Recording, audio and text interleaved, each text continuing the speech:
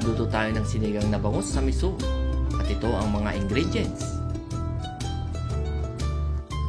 Simulan natin ng paghihiwa ng bawang, sibuyas, kamatis at luya.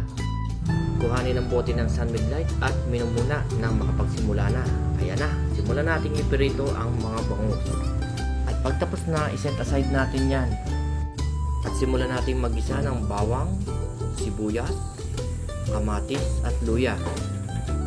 Halu-haluin lang natin yan hanggang sa maluto at lagyan natin siya ng paminta.